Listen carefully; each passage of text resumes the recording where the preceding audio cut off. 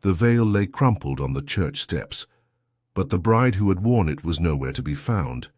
Father McKenna discovered it first, emerging from the vestry at 7:30 on that grey October morning to prepare for the early service. The delicate lace caught the pale morning light like cobwebs heavy with dew, its pristine white now marred by the dampness of the stone steps. He bent to retrieve it, his arthritic fingers recognizing the exquisite craftsmanship even as his mind struggled to comprehend how such a thing had come to be abandoned outside St. Bartholomew's. The veil belonged to no ordinary bride. Even Father McKenna, who had blessed countless unions over his 40 years of service, could see that this was a piece of extraordinary beauty and considerable expense. The lace was handmade, perhaps Belgian or Irish, with intricate patterns of roses and thorns that seemed to dance in the morning light. Tiny seed pearls had been sewn along the edges with meticulous care, and the silk underlining bore the subtle sheen that spoke of quality rarely seen in the modest village of Little Wickham. But it was not merely the veil's beauty that troubled the old priest as he stood there on those worn stone steps, feeling the weight of the fabric in his hands. It was the fact that no wedding had been scheduled at St. Bartholomew's for another 3 weeks, when young Sarah Hartwell was due to marry the blacksmith's son.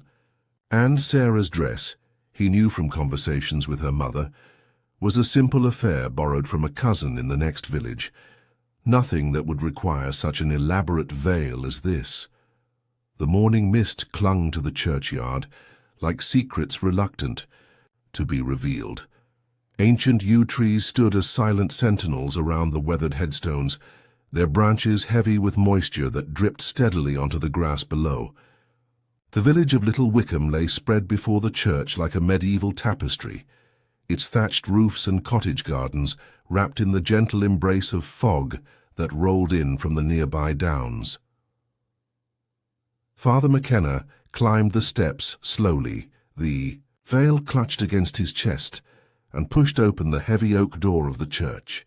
The familiar scent of beeswax and incense greeted him, mingled with something else, something that made him pause at the threshold. There was a sweetness in the air that didn't belong, delicate and floral like orange blossoms or jasmine. Wedding. Flowers. Inside the church everything appeared normal at first glance. The wooden pews stood in their orderly rows. The altar cloth hung straight and clean, and the morning light filtered through the stained glass windows in familiar patterns of blue and gold. But as Father McKenna made his way down the aisle, his eyes began to pick out details that shouldn't have been there. A single white rose lay on the floor near the front pew, its petals scattered as if it had been dropped in haste.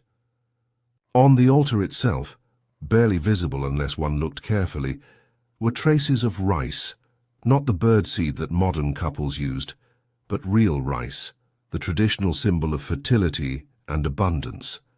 And there, tucked beneath the brass candlestick, on the epistle side, was a torn piece of white satin that matched the texture of the veil he carried.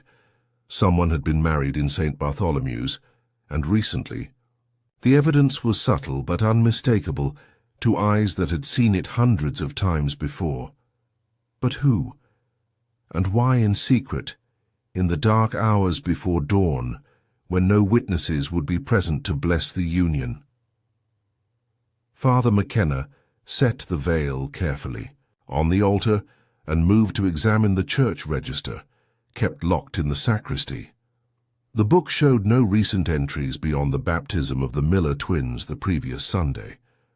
No record of banns being read, no marriage license filed with the diocesan office, yet someone had clearly used his church for a clandestine ceremony, leaving behind only these few precious clues and one very expensive veil. As he stood there in the quiet sanctuary, surrounded by the scent of phantom flowers and holding evidence of a mystery that had literally landed on his doorstep, Father McKenna felt the first stirring of unease that would soon grow into genuine alarm. For in his 4 decades of ministry, He had learned that when brides disappeared on their wedding day, it was rarely for happy reasons. The sound of footsteps on gravel interrupted his thoughts. Through the church windows, he could see Mrs. Dorothy, Bramble approaching up the path, her sensible shoes crunching on the frost-covered stones. Mrs. Bramble cleaned the church twice weekly and arranged the flowers for Sunday service, and her arrival meant that his discovery would soon be common knowledge throughout Little Wickham. The village grapevine was more efficient than any modern communication system, and news of the mysterious veil would reach every cottage and shop before the morning was through. But first, Father McKenna decided, he should contact someone with more experience in such matters, someone who understood that in small English villages the most innocent mysteries often concealed the darkest secrets. Someone like Miss Jane Marple. The walk from St. Bartholomew's to Danemead Cottage took exactly 12 minutes at a brisk pace, and Miss Jane Marple had timed it often enough to know. She had been awake since 6, as was her habit, attending to her roses despite the October chill that had settled over the village like a familiar blanket. The late-blooming varieties still showed touches of colour against the grey morning. Deep, crimson damasks and pale yellow teas that refused to yield to the approaching winter.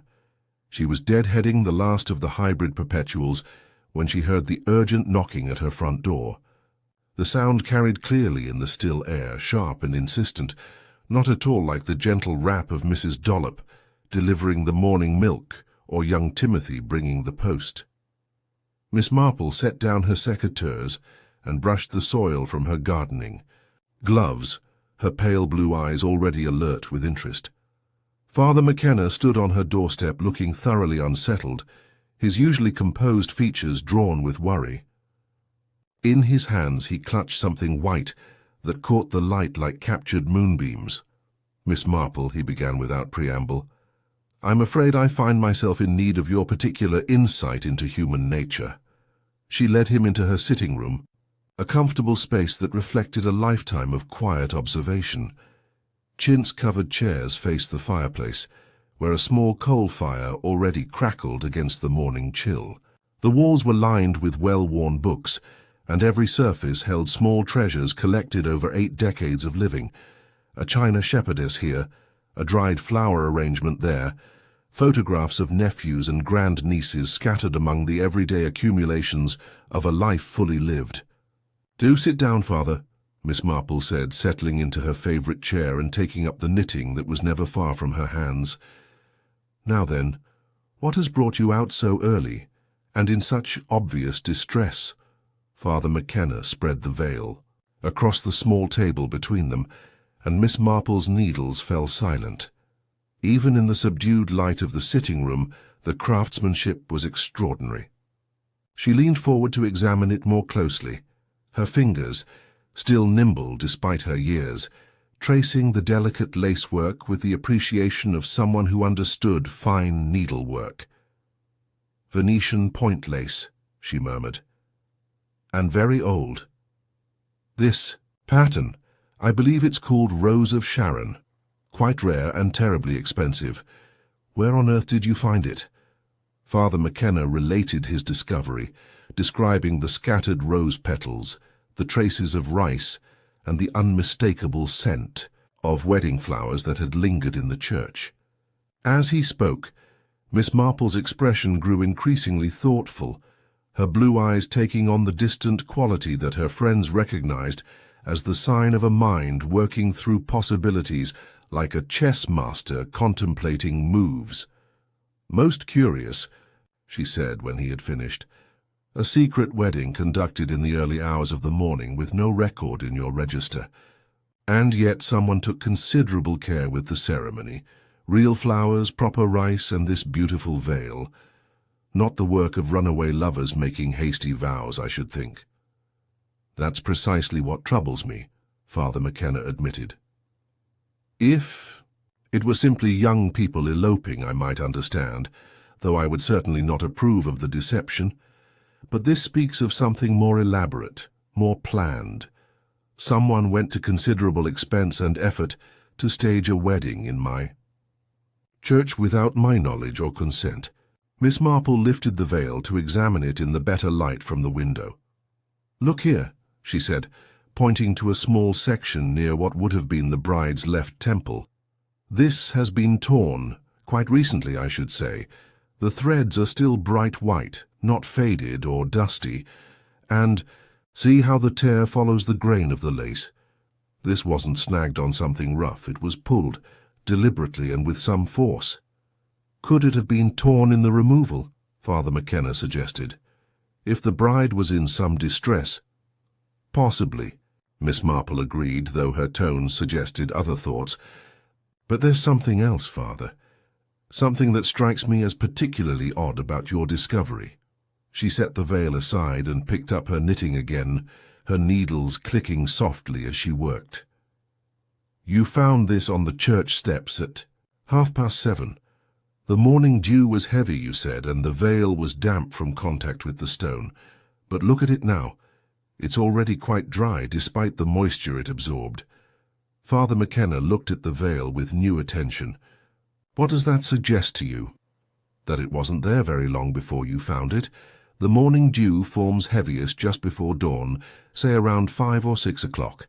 If the veil had been there since an early morning wedding, say 3 or 4 o'clock, it would have absorbed much more moisture. I believe someone placed it on those steps quite recently, perhaps within an hour of your discovery." "But why would anyone do such a thing?" Miss Marple's needles continued their steady rhythm as she considered the question. In her experience, which was considerable, despite never having ventured far from her village, people did inexplicable things for very explicable reasons, once one understood the underlying currents of human nature. "Several possibilities suggest themselves," she said finally. "The veil might have been left as a message, a cry for help, perhaps. Or it might have been dropped accidentally during some distress or struggle. Or," she paused, her needles stilling for a moment, "it might have been placed there deliberately to be found, as evidence of something we're meant to discover." "Evidence of what?" "That, I'm afraid, remains to be seen. But I think, Father, that we should make some inquiries around the village. Someone must have seen or heard something unusual in the night.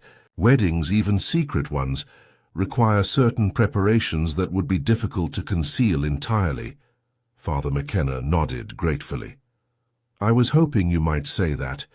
Your reputation for unraveling such mysteries is well known, even beyond Little Wickham." Miss Marple smiled modestly. "I find that most mysteries solve themselves quite readily, once one applies common sense and a reasonable understanding of human nature. People, in my experience, are very much the same everywhere, whether in English villages or exotic locations. They love, they fear, they hope, and they make terrible decisions for what seem to them to be perfectly good reasons." She set her knitting aside and rose from her chair. "Shall we begin with Mrs. Bramble? If there's been unusual activity around the church, she's quite likely to have noticed. She has the most comprehensive knowledge of village comings and goings of anyone I know." The morning mist was beginning to lift as they made their way back toward the village centre, though tendrils of fog still clung to the hedgerows and drifted across the narrow lanes like lost spirits. Little Wickham was stirring to life around them, smoke rising from cottage chimneys, the clatter of milk bottles on doorsteps, the distant sound of children preparing for school. It was the familiar rhythm of village life that had continued unchanged for generations, yet today it felt somehow different, as if the discovery of the mysterious veil had cast a shadow over the ordinary business of living. Mrs. Dorothy Bramble lived in a neat terraced house on Church Lane, its front garden meticulously maintained, and its lace curtains arranged with military precision. She answered their knock almost immediately, as if she had been watching from the window, which, Miss Marple reflected, she quite probably had been. Little escaped Mrs. Bramble's attention, particularly when it involved unusual early morning visitors to the vicarage. "Miss Marple, Father McKenna," she exclaimed, her round face flushed with curiosity. "How lovely to see you. Do come in, won't you? I've just put the kettle on." Her sitting room was as precisely arranged as her garden, with antimacassars on every chair, and a collection of commemorative plates displaying various royal coronations arranged along the mantelpiece. Mrs. Bramble bustled about, preparing tea, her questions flowing as steadily as the water from the kettle. "Such an early start you're making today, Father. Nothing wrong at the church, I hope? I was planning to come by later to arrange the flowers for Sunday service. Mrs. Henderson brought some beautiful chrysanthemums from her garden, and I thought they would look lovely with some of those late roses." "Actually, Mrs. Bramble," Father McKenna interrupted gently, "we were hoping you might be able to help us with something rather unusual. Did you notice anything strange around the church last night or early this morning?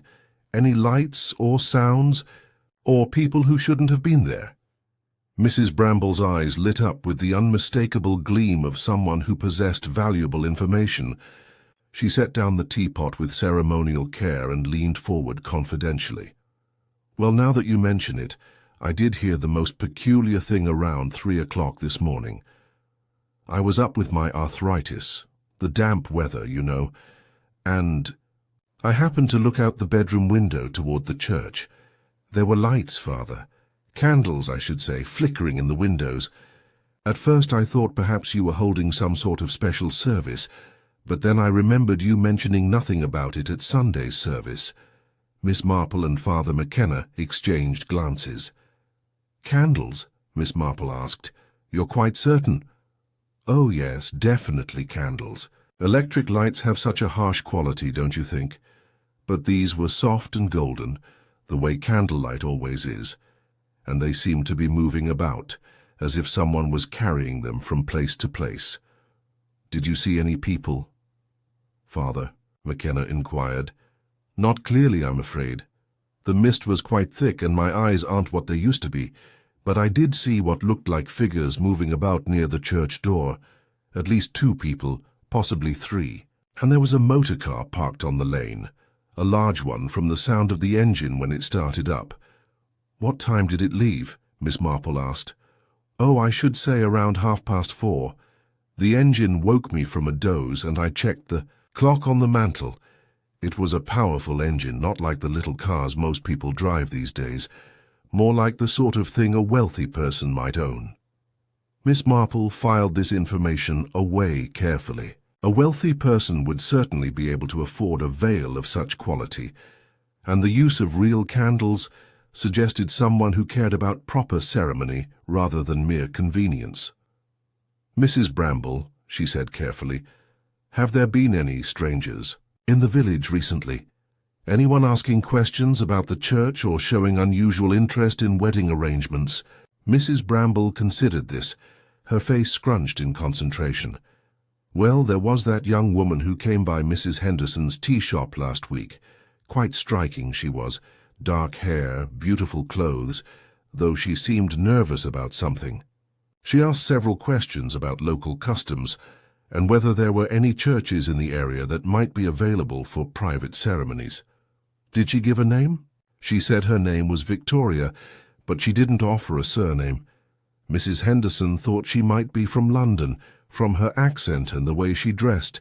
She had on the most beautiful coat, navy blue wool with silver buttons, and her gloves were real leather, not the sort of thing you find in the village shops."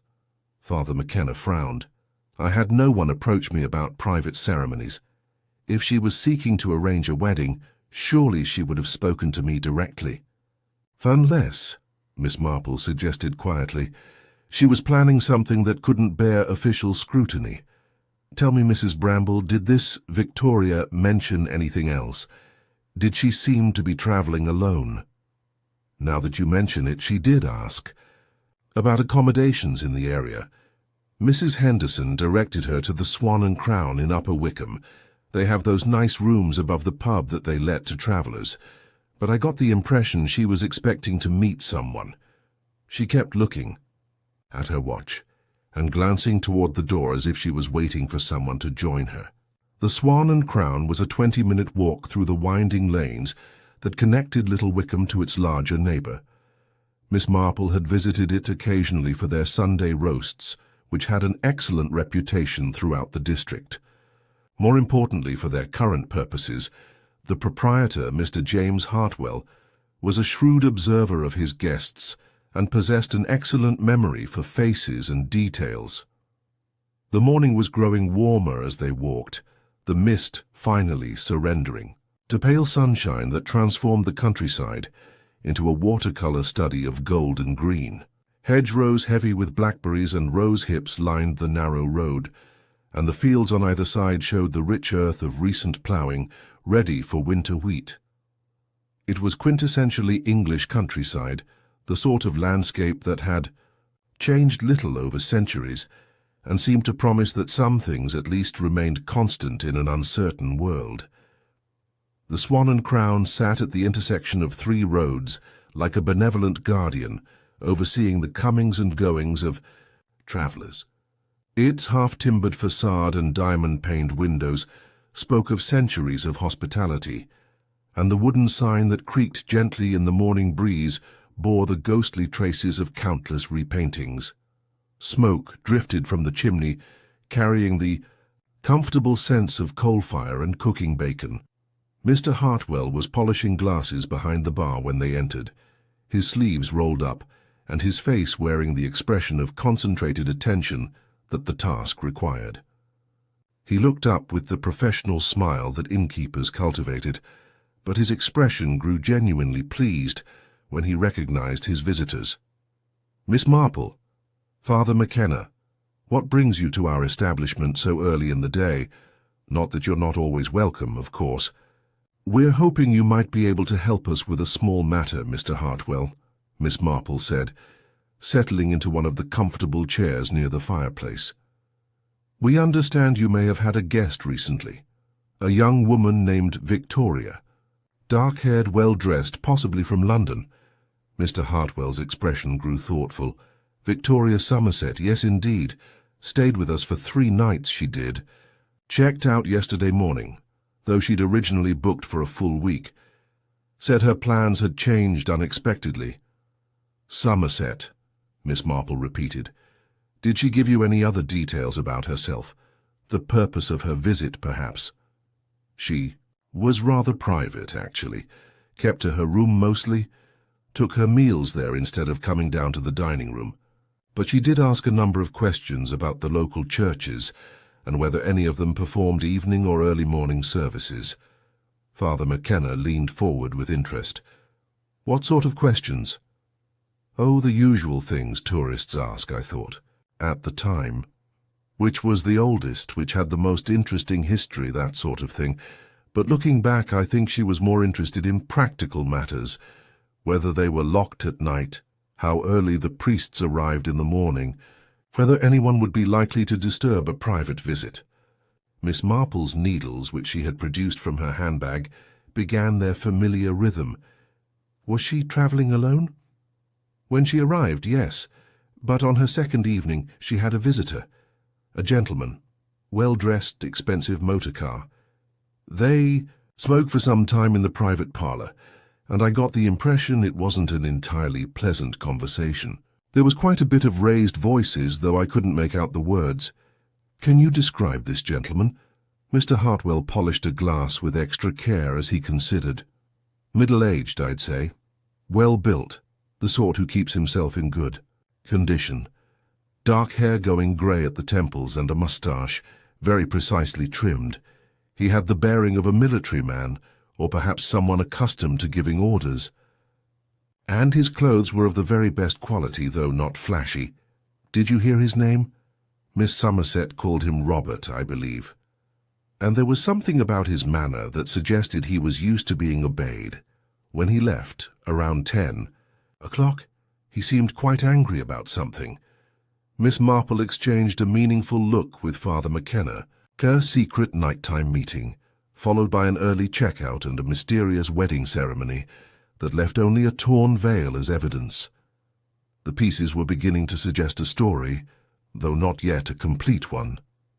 "Mr. Hartwell," she said, When Miss Somerset checked out, did she seem distressed? Frightened, perhaps? That's the curious thing, he replied slowly. When she arrived, she seemed nervous but hopeful. After her visitor left that evening, she appeared quite shaken, pale, and she kept looking over her shoulder, as if she expected someone to appear. But when she left yesterday morning, she seemed, well, almost giddy with excitement, like someone who had just received the most wonderful news. And she left alone? Oh yes, quite alone. Walked down to the road to catch the morning coach to the railway station. Had only a small travelling bag with her. Not much luggage for someone who had planned to stay a week. They thanked Mr. Hartwell and made their way back along the winding lane toward Little Wickham, each lost in private contemplation. The morning had brought them considerable information, but Miss Marple found that each answer seemed to generate several new questions. A young woman named Victoria Somerset had come to the area seeking information about private church ceremonies. She had met with a man named Robert in circumstances that seemed to distress her. She had left the inn in an excited state. And sometime, during the night, a wedding ceremony had taken place at St. Bartholomew's, leaving behind only a torn veil and scattered petals. Miss Marple, Father McKenna said, as they paused at the crossroads that would take them back to the village centre, I confess I'm beginning to feel quite concerned about this young woman. If she was planning to marry this Robert fellow and something went wrong— Yes, Miss Marple agreed quietly. I'm beginning to have similar concerns, but let's not leap to conclusions just yet. There may be a perfectly innocent explanation for all of this. Even as she spoke the words, however, she found herself thinking of the torn veil, and the way it had been left on the church steps, as if someone wanted it to be found. In her experience, which had taught her much about the darker corners of human nature, brides who disappeared on their wedding day rarely did so voluntarily.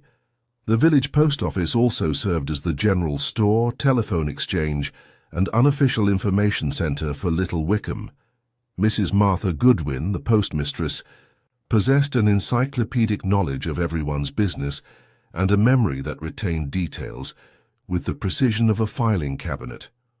If anyone had sent or received telegrams, made telephone calls, or posted letters related to their mystery, she would know about it. The shop bell chimed as they entered, and Mrs. Goodwin looked up from sorting the morning mail with her characteristic expression of alert curiosity. She was a small woman with steel-grey hair pulled back in a neat bun, and spectacles that seemed to magnify her sharp brown eyes to an almost intimidating degree. Miss Marple, Father McKenna, she greeted them warmly. How nice to see you both. Miss Marple, there's a letter for you from your nephew Raymond. Came with yesterday's evening post. She handed over the envelope with the careful attention to detail that characterized all her professional activities, then waited with barely concealed eagerness to learn what had brought them to her establishment so early in the day. Mrs. Goodwin, Miss Marple said, tucking the letter into her handbag, we're hoping you might be able to help us with something rather delicate. Have there been any unusual postal activities recently? Telegrams from strangers, perhaps, or letters posted to addresses outside the usual local correspondence? Mrs. Goodwin's eyes lit up with the unmistakable gleam of someone who possessed exactly the information being sought. Well, now that you mention it, there have been several rather curious things. Just yesterday afternoon, I had a young lady, quite beautifully dressed, not from the village, who wanted to send a telegram to London. She seemed very particular about the wording, and rewrote it several times before she was satisfied. Do you recall what it said? Mrs. Goodwin glanced around conspiratorially, though they were the only customers in the shop. I shouldn't really repeat the contents of private correspondence, but given that you're asking, it was addressed to a Mr. Robert Ashford at an address in Belgravia. The message was quite short. Decision made, stop will proceed as discussed, stop v stop. Miss Marple's needles clicked more rapidly. And when was this sent? Around 3 o'clock yesterday afternoon. The young lady paid in cash and seemed quite eager to have it transmitted immediately. Was there anything else unusual about her behavior? She asked several questions about the telegram service, how quickly messages were delivered, whether replies could be sent to addresses other than the sender's home, that sort of thing. And she inquired about the morning coach schedule to the railway station. Father McKenna frowned. So she was planning to leave the area. It certainly seemed that way. But here's the curious part. About an hour later, I received a reply telegram for her. Since she hadn't given me a local address to deliver it to, I held it at the office. But she never came back to collect it. Miss Marple set down her knitting with interest. A reply telegram? You still have it? Mrs. Goodwin hesitated for a moment, clearly torn between professional discretion and human curiosity. Curiosity won, and she produced a yellow telegram form from beneath the counter. I suppose since you never collected it, and you're both pillars of the community. The reply was from the same Mr. Ashford. It read, "Arrangements made stop church. Available midnight stop trust discretion. Essential stop R-stop." The implications of this message settled over them like a chill morning fog. Here was evidence of definite planning for the secret ceremony they had discovered evidence of at St. Bartholomew's.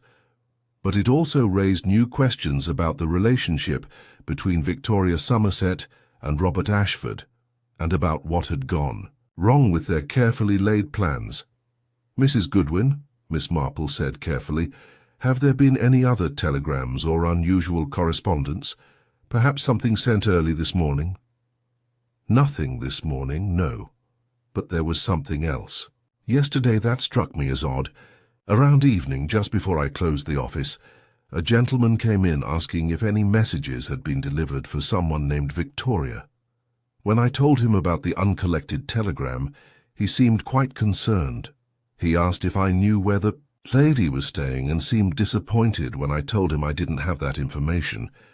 Can you describe this gentleman?" "Middle-aged, distinguished-looking. Military-bearing, I'd say. The sort who stands very straight and speaks in clipped sentences. Dark hair with grey at the temples and a moustache. He was driving a large motor car, quite expensive-looking. The description matched Mr. Hartwell's account of Victoria's visitor at the Swan and Crown.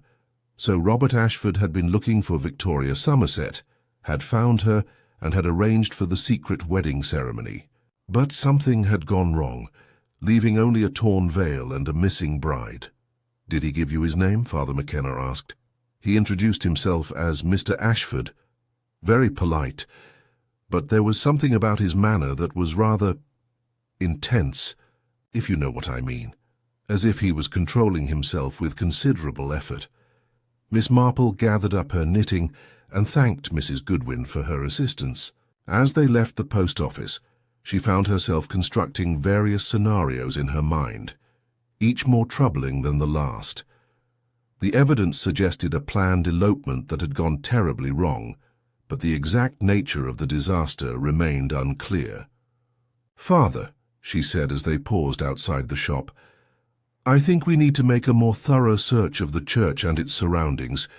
If something untoward happened during or after that ceremony, there may be additional evidence that you missed in your initial discovery. St. Bartholomew's wore a different aspect in the afternoon light than it had in the misty dawn. The ancient stones seemed warmer, more welcoming, though Miss Marple found herself examining them with new attention to detail. The church had stood on this site for over 600 years, and its walls had witnessed countless human dramas, births and deaths, marriages and partings, moments of joy and seasons of sorrow. Father McKenna unlocked the heavy oak door and led her inside, where the scent of phantom flowers still lingered faintly in the air. Miss Marple moved slowly down the center aisle, her trained eyes searching for details that might have been overlooked in the morning's emotional discovery. Near the altar, she paused to examine the scattered rice more closely.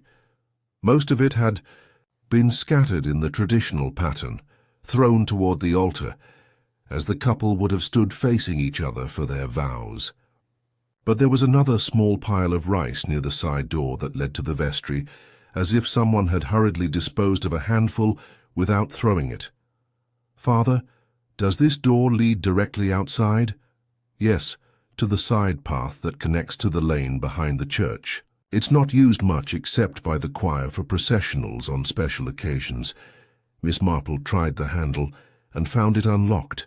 The path beyond was gravelled, but the morning's dew had left the earth soft enough to show footprints. There were several sets, men's boots, women's shoes with pointed heels, and something that made Miss Marple frown with concern: drag marks in the gravel, as if something heavy had been pulled along the path. "Look here," she called to Father McKenna, pointing to the disturbed gravel. "Someone was dragged or carried along this path, and quite recently." They followed the marks to where the path intersected with the narrow lane that ran behind the church. Here the evidence became confusing: tire tracks from a large motor car, more footprints, and what appeared to be drops of something dark on the pale gravel. Miss Marple knelt carefully beside one of the stains, producing a small handkerchief from her handbag to dab at it gently. The fabric came away with a reddish-brown mark that confirmed her growing fears. "Blood," she said quietly. "Not much, but definitely blood." Father McKenna's face went pale. "Dear God, what do you think happened?" "Here, I'm beginning to fear that we're not dealing with a simple case of wedding day nerves," Miss Marple replied, rising carefully from her examination of the ground. "Someone was hurt here, Father, and quite possibly worse than hurt." They stood in silence for a moment, the implications of their discovery settling over them like gathering storm clouds. What had begun as a curious mystery was revealing itself as something far more sinister. A young woman had come to Little Wickham planning a secret wedding. She had met with her intended groom, made arrangements for a midnight ceremony, and had last been seen leaving her inn in a state of excited anticipation. Hours later, evidence suggested that a wedding had indeed taken place in St. Bartholomew's, but the bride had vanished, leaving behind only a torn veil, scattered flower petals, and traces of blood on a dark path. "Father," Miss Marple said finally, "I think we need to contact the police. This has moved beyond the realm of village mystery into something that requires official investigation." Inspector Davies of the County Constabulary was a practical man who had learned to take Miss Marple's insights seriously over the course of several previous cases. He arrived in Little Wickham within 2 hours of Father McKenna's telephone call, bringing with him a photographer and a young constable who looked barely old enough to shave, much less investigate serious crimes. The inspector was a compact man in his 50s, with prematurely grey hair and the sort of weathered face that spoke of years spent outdoors in all weather. His manner was brisk but thorough, and he listened to their account of the morning's discoveries with the patient attention of someone accustomed to sifting truth from speculation. "So we have a missing bride, a torn veil, evidence of a secret, wedding ceremony, and what appears to be blood at the scene," he summarized after examining the church and the path behind it. "And the last reliable sighting of our missing woman was yesterday morning, when she checked out of the Swan and Crown in apparent good spirits." "That's correct," Miss Marple confirmed, "though I should mention that we have evidence she sent a telegram arranging the ceremony, and that she had been seen with a man named Robert Ashford, who appeared to be agitated about something." Inspector Davies made notes in his leather-bound notebook with the careful precision of someone who understood. "That details might become crucial evidence in court. We'll need to trace this Ashford fellow, of course. The address from the telegram should help with that." The photographer finished documenting the scene and packed away his equipment with professional efficiency. The young constable had been tasked with making a more detailed search of the church grounds and had discovered several additional pieces of evidence: a small pearl button that appeared to match the style of the veil, and a gentleman's gold cufflink wedged beneath one of his. "The yew trees in the churchyard. Expensive piece," Inspector Davies observed, examining the cufflink in the afternoon light. "Engraved with initials, R.A.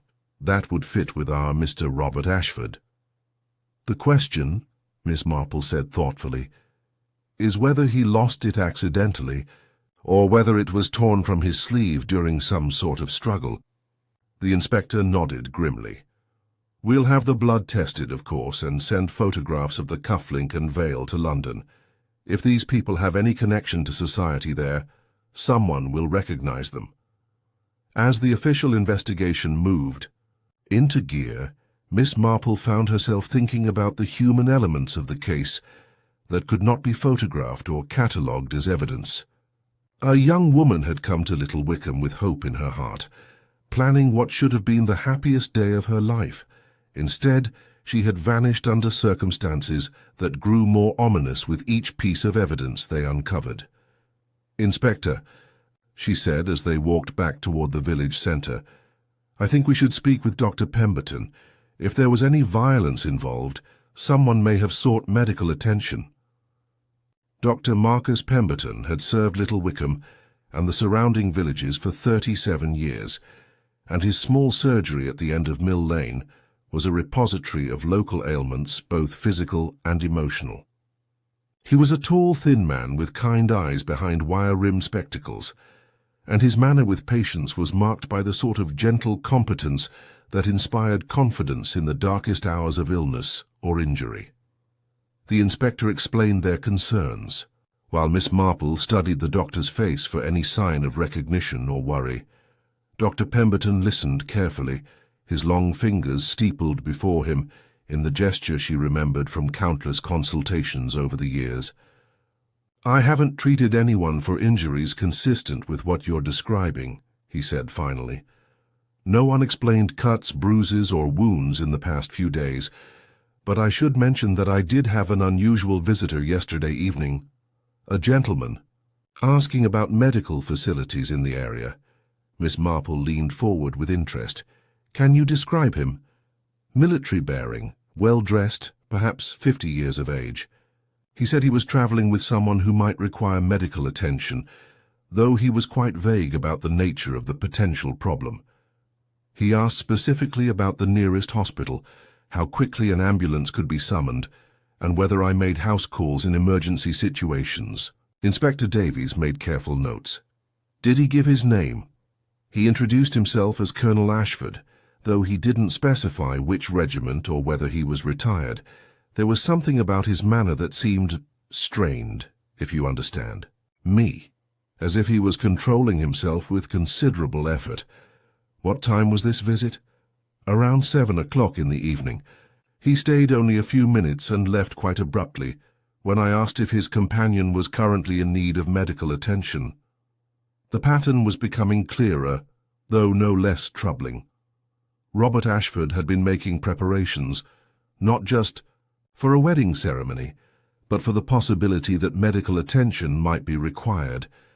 This suggested premeditation of violence, or at least awareness that the evening might not proceed smoothly. They thanked Dr. Pemberton and continued their canvass of the village, but the remaining interviews yielded little additional information. The baker had seen no unusual activity during his pre-dawn preparations. The constable who made rounds of the village reported nothing suspicious in his evening patrol. Mrs. Fletcher, who lived closest to the church and was a notoriously light sleeper, had heard only the distant sound of a motor car engine sometime after midnight. By evening, Inspector Davies had established communication with his colleagues in London and begun the process of tracing the identities of Victoria Somerset and Robert Ashford. The preliminary response was encouraging. Both names appeared in various social registers, and photographs were being prepared for transmission to Little Wickham. Miss Marple returned to her cottage as the sun was setting, painting the sky in shades of rose and gold that seemed mockingly beautiful, given the dark turn their investigation had taken. She prepared a simple supper of tea and toast, but found her appetite lacking as she contemplated the growing evidence that their missing bride had met with foul play. The photographs arrived from London early the next morning, delivered by special courier to the village police station. Miss Marple examined them carefully in Inspector Davies's temporary office at the Swan and Crown, where he had established his headquarters for the investigation. Victoria Somerset was indeed a beautiful young woman, with dark hair and expressive eyes that seemed to hold both intelligence and a hint of vulnerability. The photograph showed her at what appeared to be a society event, wearing an elegant evening gown and smiling with the confidence of someone accustomed to admiration. Robert. Ashford's photograph told a different story. The man who stared back from the formal portrait had the bearing that witnesses had described: military posture, carefully groomed moustache, expensive clothes. But there was something in his eyes that made Miss Marple uncomfortable, a hardness. That spoke of a man accustomed to having his way, regardless of the cost to others. According to the information from London, Inspector Davies said, consulting the telegrams that had accompanied the photographs, Victoria Somerset is 26 years old, the daughter of a wealthy merchant family. She's been engaged twice, before both engagements ending abruptly under circumstances that society gossips found mysterious. And Mr. Ashford? Colonel Robert Ashford, retired, served with distinction in India and Africa, inherited considerable wealth from his father's shipping business. He's 53 years old, never married, though he's been linked romantically with several young women over the years. Miss Marple studied the photographs with growing unease. There was something about the pairing that troubled her. The significant difference in their ages, the history of broken engagements on her part, the lack of previous marriage on his despite his wealth and social position. Inspector, what do we know about the circumstances of Miss Somerset's previous broken engagements? Inspector Davies consulted his notes. The details are sketchy, but both seem to have ended quite suddenly. The first young man, a banker's son, claimed that she had simply changed her mind without explanation. The second, an army captain, said much the same thing. One day they were planning a wedding. The next, she had disappeared from London entirely. Disappeared? According to the family, she had gone to stay with relatives in Scotland for her health, but when investigators checked, no such relatives existed. Miss Marple set down her knitting and walked to the window, gazing out at the peaceful village scene while her mind worked through the implications of this new information. A pattern was emerging. A young woman who formed relationships with men but fled from them when marriage approached. And now she had apparently agreed to a secret wedding ceremony with a man old enough to be her father, only to vanish again, under circumstances that suggested violence. "There's something we're missing," she said finally. "Some element of Miss Somerset's situation that would explain this pattern of behavior. People don't repeatedly flee from marriage unless there's something they fear more than loneliness." Before Inspector Davies could respond, young Constable Williams burst through the door with the excitement of someone bearing important news.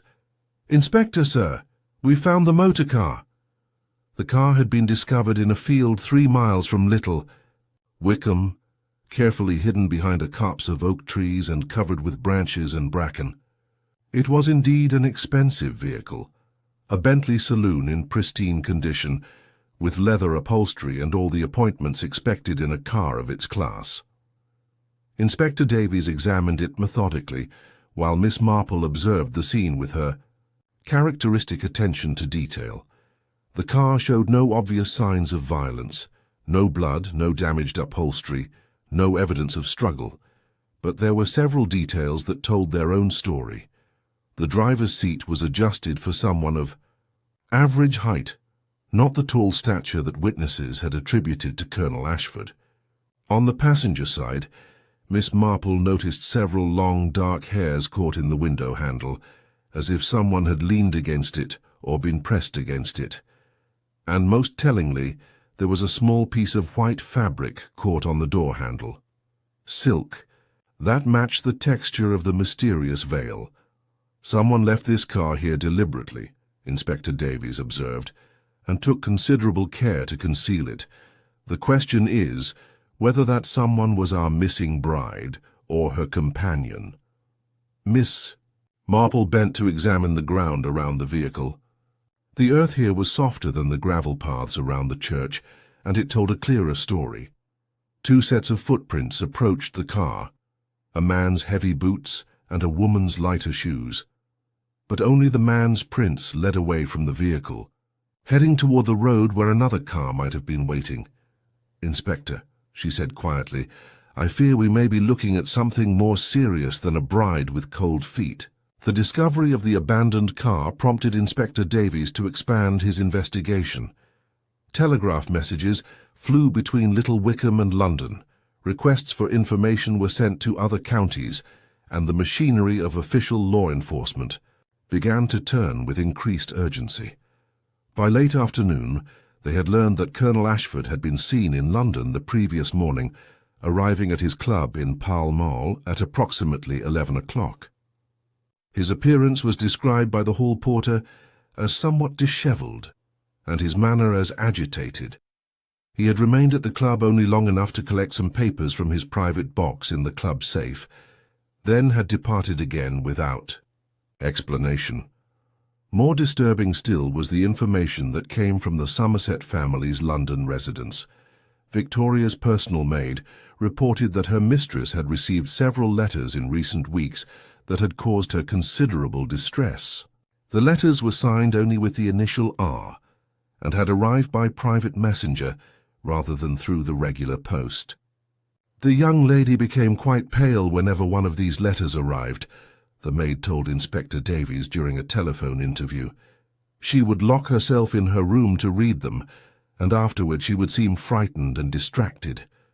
When I asked if there was anything wrong, she said only that she was dealing with obligations from the past." Miss Marple found this phrase particularly significant. In her experience, obligations from the past that caused young women to flee from their normal lives usually involved either debt or scandal, and often both. But what could Colonel Ashford's connection be to Victoria Somerset's past? And why had she agreed to meet him for a secret wedding if she feared him? The answer came that evening in the form of another telegram from London, this one bearing news that cast the entire case in a new and darker light. Victoria Somerset was not, as they had believed, simply a young woman with a troubled romantic history. She was, in fact, already married. The records showed that she had been wed 3 years earlier in a quiet ceremony in Brighton to a Mr. James Crawford, a businessman with interests in shipping and import trade. The marriage had lasted only 6 months before Victoria had fled, leaving no forwarding address and no explanation for her sudden departure. But James Crawford was not her husband's real name. He was, in fact, Colonel Robert Ashford, operating under an assumed identity for reasons that remained unclear. Victoria Somerset had been his wife, had fled from him, and had been living under her maiden name ever since. The secret wedding at St. Bartholomew's had not been a romantic elopement. It had been the attempted reconciliation of an estranged couple under circumstances that suggested coercion rather than love. "This changes everything," Inspector Davies said as he studied the marriage certificate that had been telegraphed from Brighton. "If they were already married, then what we witnessed the evidence of was not a wedding ceremony, but something else. Entirely." Miss Marple had been thinking along similar lines. "Perhaps it was meant to be a renewal of vows," she suggested, an attempt by Colonel Ashford to convince his wife to return to him by recreating the romantic circumstances of courtship. "Or perhaps," the inspector said grimly, "it was meant to be something much more final." The investigation now took on a new urgency. If Victoria Somerset was indeed dead, as the evidence increasingly suggested, then they were dealing with a murder case of unusual complexity. The killer had taken extraordinary care to stage the scene, creating an elaborate deception that might have succeeded in misdirecting attention if not for the careful observation of a village priest and the analytical mind of an elderly woman, who understood human nature better than most. Inspector Davies organized search parties to comb the countryside around Little Wickham, focusing particularly on areas accessible by motorcar and remote enough to conceal evidence of violent crime. The local constabulary was supplemented by officers from the county seat, and bloodhounds were brought in to follow any scent trails that might lead to their missing woman. Miss Marple, meanwhile, continued her own investigation along different lines. She had learned over the years that while physical evidence was important, understanding the human motivations behind a crime was often more valuable than tracking footprints or analyzing bloodstains. She made her way to the railway station in Upper Wickham, a larger facility that served the London line and might have been used by either Victoria or her husband in their travels to Little Wickham. The station master, Mr. Geoffrey Wright, was a meticulous man who prided himself on remembering faces and maintaining detailed records of ticket sales and passenger manifests. "I do indeed recall the young lady," he told Miss Marple after examining Victoria's photograph. "She arrived on the Tuesday afternoon train from London, travelling first class. She seemed nervous about something and kept looking over her shoulder as if she expected to be followed. Did she purchase a return ticket? No, that's what struck me as odd. Most passengers buy return tickets for economy, but she specifically asked for a single fare only. When I suggested that a return might be more convenient, she said quite firmly that she wouldn't be needing one. This information added another piece to the puzzle. Victoria had come to Little Wickham knowing that she would not be returning to London by train, which suggested either that she was planning to travel by other means or that she had no intention of leaving alive. "Mr. Wright," Miss Marple continued, "have there been any other unusual passengers in recent days? Perhaps someone traveling on unusual tickets or under circumstances that struck you as suspicious?" The station master consulted his records with the thoroughness that characterized all his professional activities. "There was a gentleman yesterday morning who purchased a ticket to Dover, the boat train connection. He paid in cash for a first-class compartment and seemed quite eager to board as quickly as possible." "Can you describe him?" "Military bearing. Well-dressed, perhaps middle-aged. He had a small travelling bag with him, but seemed to be in considerable haste. Most unusual was that he purchased the ticket under the name Smith, but when the porter addressed him as such, he didn't respond immediately, as if he had forgotten the false name he had given." Dover meant the Channel crossing to France, a classic route for anyone seeking to leave the country quickly and without drawing official attention. If Colonel Ashford had indeed murdered his wife and fled to the continent, he would already be beyond the reach of English law enforcement unless formal extradition proceedings could be arranged. Miss Marple thanked Mr. Wright and made her way back to Little Wickham through the gathering dusk. The autumn evening was drawing in with the peculiar melancholy that marked the end of another day in her long experience of such endings. Somewhere in the peaceful countryside around her village, she was increasingly certain, lay the body of a young woman who had made the fatal mistake of trusting a man who viewed her as property rather than a person. The search parties worked through the night with lanterns and electric torches, combing hedgerows, abandoned buildings, and any location where a body might have been concealed. Miss Marple followed their progress from her cottage window, watching the distant lights move across the dark landscape like fireflies carrying messages too urgent to wait for daylight. The breakthrough came just after dawn, when one of the search teams discovered a disturbed area of earth in a small wood approximately 2 miles from the church. The ground had been recently dug and hastily covered, leaving subtle signs that were invisible to casual observation, but obvious to anyone searching methodically for evidence of concealed crime. Inspector Davies was summoned immediately, and within, Hours the site had been cordoned off, and the careful work of excavation begun. Miss Marple was not present for the actual discovery. Such scenes were considered unsuitable for elderly ladies, but the inspector visited her cottage that afternoon with news that confirmed their darkest fears. Victoria Somerset had been found, buried in a shallow grave, still wearing the wedding dress that had been torn when her veil was removed. The cause of death appeared to be strangulation, carried out with considerable force by someone with strong hands.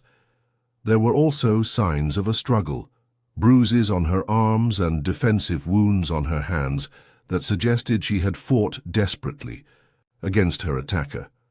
The medical examiner estimates that death occurred in the early hours of yesterday morning, Inspector Davies reported, which corresponds with the timeline we've established for the secret ceremony and its aftermath. Miss Marple received this news with the sort of sad resignation that came from having seen too much of human cruelty over her long lifetime. Another young woman had died because she had trusted the wrong person, and another family would be destroyed by grief and scandal. "What of Colonel Ashford?" she asked. "We've traced his movements as far as Dover, where he boarded the evening ferry to Calais. From there, he could have gone anywhere in Europe. We've notified the French authorities, of course, but unless he's foolish enough to use his real name or stay at prominent hotels, finding him will be extremely difficult." Miss Marple nodded sadly. She had suspected from the beginning that this case would not end with a tidy arrest and trial. Men like Colonel Ashford, with wealth, military training, and international connections, were quite capable of disappearing into the vast anonymity of the European continent. "There is one thing that puzzles me still," she said thoughtfully. "Why did he go to such elaborate lengths to stage the wedding ceremony? If his intention was simply to kill his wife, why not do so immediately upon finding her? Why the candles, the flowers, the ritual elements?" Inspector Davies had been wondering about this as well. Perhaps he was trying to convince her to return to him willingly and only resorted to violence when she refused, or perhaps, Miss Marple suggested quietly, he was trying to convince himself that what he was about to do was somehow justified. In my experience, people often go to great lengths to create narratives that make their evil actions seem reasonable, at least to themselves. The investigation continued for several more days, but no new evidence emerged that might lead to Colonel Ashford's capture. The case was officially classified as murder, with Robert Ashford listed as the primary suspect wanted for questioning. Notices were sent to police forces throughout Europe, and his photograph was distributed to ports, railway stations, and border crossings. But as the days passed without any confirmed sightings, hope of capturing him faded. Victoria Somerset was buried in the churchyard at Little Wickham, her grave marked with a simple stone that bore her name and dates of birth and death. Her parents came from London for the service, their faces bearing the particular devastation that comes from losing a child to violence. Father McKenna conducted the ceremony with the gentle dignity that marked all his pastoral duties, but even his words of comfort seemed inadequate in the face of such senseless tragedy. Miss Marple attended the funeral, standing among the villagers who had gathered to pay their respects to a young woman they had never known, but whose death had touched them all. As the final prayers were said, and the earth was scattered on the polished coffin, she found herself thinking about the chain of choices that had led to this moment. Victoria Somerset had married a man who had seemed charming and suitable, only to discover that beneath his polished exterior lay a nature capable of terrible violence. She had fled from him, changed her name, and tried to build a new life free from his influence. But he had found her, as such men often do, and had used whatever leverage he possessed, perhaps threats against her family, perhaps knowledge of some indiscretion, to force her into this final, fatal meeting. The elaborate wedding ceremony had been his attempt to recreate the illusion of love and voluntary union that had marked their original marriage. When she had refused to play her part in this twisted reenactment, he had revealed his true nature and killed her rather than allow her to escape him again. It was a story that Miss Marple had encountered in various forms throughout her long experience of human nature. The details varied, but the underlying pattern remained depressingly consistent. Powerful men who viewed women as possessions and who preferred to destroy what they could not control. As the weeks passed and autumn settled more deeply over Little Wickham, the village gradually returned to its normal rhythms. The mystery of the Vanishing Bride became part of local folklore, a story that would be retold in the pub and at garden parties for years to come. But the essential details would fade with time, and eventually all that would remain would be the simple grave marker in St. Bartholomew's churchyard, and the knowledge that evil sometimes visited even the most peaceful places. Miss Marple returned to her roses and her knitting, her quiet observations of village life, and her correspondence with nephews and nieces in distant places. But she found that the case had left its mark on her in ways that were difficult to articulate. Perhaps it was the elaborate cruelty of Colonel Ashford's scheme, or the youth and beauty of his victim. Perhaps it was simply the accumulation of too many such cases over too many years. She had solved the mystery, in the sense that she had uncovered the truth behind Victoria Somerset's disappearance and death. But the killer had escaped justice, would probably never face trial for his crime, and might well be planning similar violence against other vulnerable women in whatever corner of the world he had chosen for his exile. Justice, Miss Marple reflected, as she tended her late-blooming roses in the pale November sunshine, was not always synonymous with resolution. Sometimes the best one could hope for was understanding, the knowledge that evil had been recognized and named, even if it could not be punished. And sometimes that had to be enough. The final chapter of the story came unexpectedly, 3 months later, in the form of a telegram from the French police delivered to Inspector Davies at his headquarters in the county town. Colonel Robert Ashford had been found dead in a cheap hotel in Marseille, apparently from a combination of alcohol poisoning and despair. The circumstances suggested suicide, though no note had been found. He had been living under the name Roberts, working as a casual laborer at the docks and spending his evenings drinking alone in waterfront taverns. The military bearing and expensive clothes were gone, replaced by the shabby appearance of a man who had abandoned all pretense of respectability. His few possessions included a photograph of Victoria Somerset and a wedding ring that bore the inscription, "Forever yours, V." Inspector Davies shared this news with Miss Marple during one of his occasional visits to Little Wickham, where he sometimes came to consult her on particularly puzzling cases. They sat in her comfortable sitting room, where a coal fire crackled against the winter chill, and the familiar routine of tea and conversation provided a civilized framework for discussing uncivilized events. "So he did pay a price for his crime," the inspector observed, "even if it wasn't the price that English law would have demanded." Miss Marple considered this as she poured tea into delicate china cups. "Perhaps," she said finally, "though I wonder whether his death was motivated by remorse or simply by the discovery that he could not live with the consequences of his actions. Men like Colonel Ashford are often more disturbed by the practical difficulties of their crimes than by any genuine sense of moral responsibility." "You think he was planning to return to England eventually?" "I think he discovered that exile was not the adventure he had imagined. He had destroyed the woman he claimed to love, abandoned his comfortable life, and found himself alone in a foreign country, with nothing but guilt and the growing realization that he had gained nothing by his violence. Death may have seemed preferable to living with the knowledge of what he had become.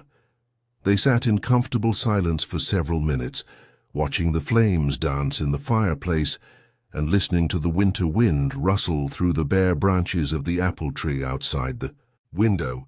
Finally, Inspector Davies spoke again. "The case is officially closed now. Victoria Somerset's family can at least have the comfort of knowing that her killer will never harm anyone else." "Yes," Miss Marple agreed, though her tone carried a note of reservation. "Though I confess I find myself thinking about all the other Victoria Somersets, the women who marry charming men without realizing the danger they're placing themselves in, the women who flee from violence only to be pursued by it, the women who disappear and are never found at all." It was a sobering thought, and one that lingered in both their minds as Inspector Davies took his leave and made his way back through the gathering dusk to the railway station. The case of the Vanishing Bride was solved, justice of a sort had been achieved, and life in Little Wickham would continue its peaceful course. But somewhere in the shadows between justice and resolution, Miss Marple knew other mysteries were taking shape. Other women were making choices that might lead them into danger. Other men were nurturing obsessions that might turn deadly, and other secrets were building toward revelations that would shatter the surface calm of ordinary life. She returned to her knitting as the winter evening closed around her cottage, her needles clicking in their familiar rhythm, while she contemplated the endless complexity of human nature. The wool was soft beneath her fingers. The pattern was one she had worked many times before, and the simple, repetitive motion provided comfort against the darker knowledge that had accumulated over her long years of observing her fellow creatures. Outside, the wind continued to whisper through the bare branches, carrying with it the promise of spring and renewal, of new beginnings and second chances. But it also carried the eternal reminder that in every human heart lay the capacity for both great love and terrible cruelty, and that the difference between them often came down to choices made in moments of crisis, when the true nature of character revealed itself. Miss Marple finished another row of stitches and settled more comfortably in her chair. Tomorrow would bring new challenges, new mysteries, and new opportunities to apply the hard-won wisdom that came from understanding that people were very much the same everywhere, capable of sublime nobility and horrific evil, often within the space of a single decision. The veil had been returned to Victoria Somerset's family, cleaned and mended as much as possible, but forever marked by the tragedy it had witnessed. It would never grace another bride's head, would never again symbolize hope and new beginnings. Instead, it had become evidence in a murder case, a tangible reminder that even the most beautiful things could be tainted by human cruelty. But the roses in Miss Marple's garden would bloom again in spring, the church bells would ring for other weddings, and life would continue its ancient cycle of joy and sorrow, mystery and revelation. And she would be there to observe it all, knitting by her fireside, and watching the endless drama of human nature play out in the deceptively quiet village of Little Wickham, where nothing was ever quite as simple as it appeared on the surface. Yet even as one mystery reached its conclusion, Miss Marple found herself drawn back to certain details that had never been fully explained. The elaborate nature of Colonel Ashford's deception troubled her, as did the precision with which he had orchestrated the secret wedding ceremony. Such careful planning suggested a mind that was methodical rather than impulsive, calculated rather than passionate. And methodical minds, in her experience, rarely left important matters to chance. It was this nagging sense of incompleteness that led her to request a meeting with Victoria Somerset's personal effects, which had been held by the police as evidence and were now being prepared for return to the family.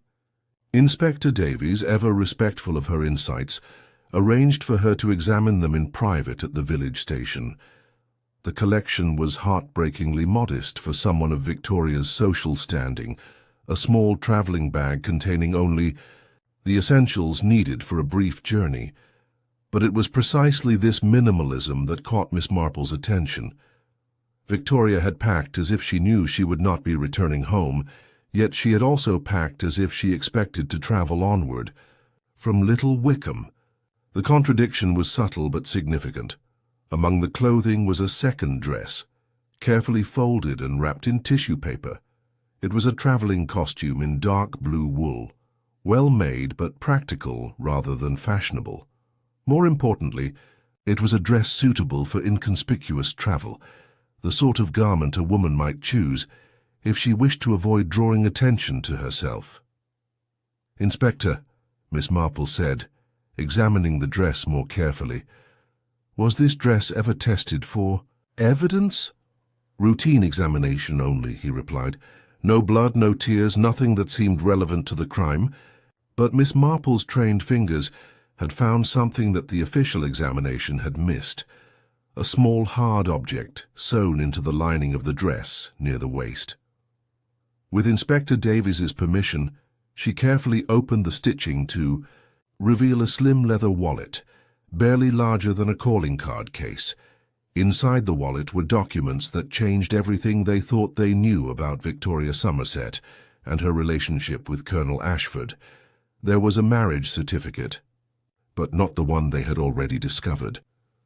This certificate was older, dated 4 years earlier, and it showed Victoria Somerset married to a man named Charles Hamilton in a ceremony performed in Edinburgh. But more shocking still were the other documents. A death certificate for Charles Hamilton, dated just 6 months after the wedding, and a copy of a will leaving his considerable estate to his widow. The will was contested, however, as evidenced by legal papers showing that Hamilton's family had challenged the inheritance on grounds of fraud and conspiracy. "Dear God," Inspector Davies breathed, studying the documents with growing amazement. She was already widowed before she ever met Colonel Ashford, and there were questions about her first husband's death. Miss Marple examined the papers with the careful attention of someone accustomed to reading between the lines of official documents. The death certificate listed Charles Hamilton's cause of death as heart failure, but the contested will suggested that his family believed something more sinister had occurred. The legal papers were incomplete, but they referenced testimony from household servants about Victoria's behavior in the weeks preceding her husband's death. "This explains Colonel Ashford's obsession with her," Miss Marple said thoughtfully. "He didn't marry Victoria Somerset thinking she was an innocent young woman with a troubled romantic history. He married her knowing that she might be a murderer. But why would he want to marry someone he suspected of murder? Perhaps because he recognized a kindred spirit, or perhaps because he believed he could control someone who had as much to hide as he did." Miss Marple refolded the documents carefully. "But there's another possibility, Inspector. What if Colonel Ashford had evidence of Victoria's involvement in her first husband's death? What if he used that knowledge to force her into marriage?" The implications of this discovery rippled outward like stones thrown into still water. If Victoria Somerset had indeed been responsible for Charles Hamilton's death, then her flight from Colonel Ashford took on new meaning. She had not been fleeing from an abusive husband. She had been fleeing from a blackmailer who held her life in his hands. Inspector Davies immediately contacted his colleagues in Edinburgh, requesting full details of the Hamilton case and any investigation that might have surrounded Charles Hamilton's death. The response came within hours, painting a picture that was both clearer and more disturbing than anything they had previously imagined.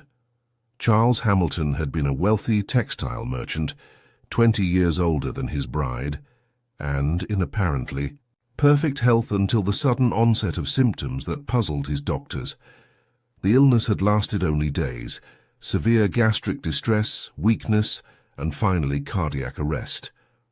The attending physician had been satisfied that death was due to natural causes, but Hamilton's brother had insisted on an autopsy. The post-mortem examination had revealed traces of digitalis in Hamilton's system, a heart medication that could be lethal in large doses. But digitalis was also a common component of various patent medicines and folk remedies, and the coroner had concluded that the levels found could have resulted from an accidental overdose of a medicinal preparation. Hamilton's family had not been satisfied with this explanation. They had hired private investigators who uncovered evidence that Victoria had been seen purchasing foxglove plants from a local herbalist just days before her husband's final illness. Foxglove was the natural source of digitalis, and knowledgeable persons could extract the active compound through simple domestic processes. The civil case had been building toward trial when Victoria had suddenly disappeared from Edinburgh, leaving no forwarding address and taking with her only the portable assets from her husband's estate. The family's lawyers had been unable to locate her, and eventually the case had been allowed to lapse. So she was a poisoner, Inspector Davies said, reviewing the Scottish investigator's report. She murdered her first husband for his money, then disappeared when the family grew suspicious. Miss Marple was not entirely convinced. Possibly, but we must remember that suspicion is not proof, and grieving families often look for someone to blame when death comes unexpectedly. The evidence against Victoria was circumstantial at best, but it was enough to drive her into hiding, or enough to make her vulnerable to blackmail from someone who discovered her secret. The investigation now took yet another turn as they began to trace the connection between Victoria Somerset and Colonel Ashford. How had he learned of her history? When had he first approached her? And what had been the exact nature of their relationship? The answer came from an unexpected source. Victoria's former maid in Edinburgh, who had been located by the Scottish police and questioned about her mistress's final days in that city. The woman, now employed by another family, remembered the IZ period well, because it had been marked by her mistress's obvious terror. There was a gentleman who called at the house several times, the maid reported. Military gentleman, very proper in his manners, but something about him that made Mrs. Hamilton nervous. She would receive him in the drawing-room, but I could hear raised voices, and afterward she would be pale and shaking. Did this gentleman give his name? He was announced as Colonel Ashford, ma'am. And after his visits, Mrs. Hamilton would spend hours walking in the garden, seeming to argue with herself about something. She was making some kind of difficult decision. That much was clear. When did these visits begin? About 2 weeks before Mrs. Hamilton left Edinburgh so suddenly. The last time he called, she told me to pack her things immediately. She said we were leaving that very evening and that I should tell no one where we were going. The picture was becoming clearer. Colonel Ashford had somehow learned of Victoria's suspected involvement in her first husband's death, perhaps through military connections in Edinburgh, perhaps through the private investigators hired by the Hamilton family. He had approached her with this knowledge and used it to force her into marriage, but why had he wanted to marry her at all? The answer to this question lay in another set of documents that Inspector Davies had requested from London, a complete financial history of Colonel Ashford's affairs. The records revealed that despite his apparent wealth and social position, Ashford had been in serious financial difficulties for several years. His father's shipping business had suffered severe losses due to competition from larger firms, and several unwise investments had depleted his inheritance. By the time he had encountered Victoria Somerset, he had been facing bankruptcy and social ruin. Victoria's inheritance from Charles Hamilton, even after the contested will proceedings, had amounted to a substantial sum. By marrying her, Ashford had gained access to money that could restore his position and maintain his lifestyle. But more than that, he had gained a wife who could not easily flee from him or expose him to authorities without risking her own exposure as a suspected murderess. It was a devil's bargain, Miss Marple observed as she and Inspector Davies reviewed the complete picture that had emerged. He offered her protection from scandal and prosecution in exchange for marriage and access to her money. But when she finally tried to escape from him, he decided that he would rather kill her than lose control of both her and her inheritance. But why the elaborate wedding ceremony? If he was planning to murder her, why go through such an charade? Miss Marple had been pondering this question, and she believed she had found the answer in the psychology of both participants in the tragedy. I think the ceremony was meant to be a renewal of their marriage vows, an attempt to recreate the romantic courtship that had never actually existed between them. Colonel Ashford needed to convince himself that what he was doing was motivated by love rather than greed and fear. And Victoria. Victoria may have hoped that by participating in the ceremony she could convince him to let her go, or she may have been planning to escape during or immediately after the ritual. The torn veil suggests that there was a struggle, that she tried to flee when she realized his true intentions. The final piece of the puzzle came from an unexpected source, Father McKenna, who had continued to be troubled by aspects of the case that seemed inconsistent with his knowledge of human nature and religious practice. He approached Miss Marple several days after the revelation about Victoria's first marriage, carrying with him a discovery that he had made while researching the history of secret wedding ceremonies. "Miss Marple," he said, settling into the familiar chair in her sitting room, "I've been studying the evidence we found in the church, particularly the arrangement of the rice and flowers. There's something about the pattern that has been bothering me." "What sort of pattern?" "The rice was scattered in a very specific way, not random as it would be if thrown by wedding guests, but arranged in a deliberate design. And the flowers were placed at precise intervals around the altar. It reminded me of something, but I couldn't place it until I consulted some of my older liturgical texts." Miss Marple set down her knitting with interest. "And what did you discover?" "The arrangement matches that used in funeral rites, Miss Marple. Not wedding ceremonies, but requiem masses for the dead. Someone arranged that church for a funeral, not a wedding." The implications of this discovery sent chills through both of them.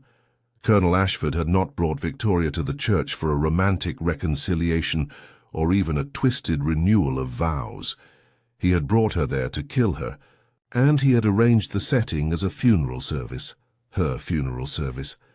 "The ceremony," Miss Marple said slowly, "was not meant to celebrate their marriage.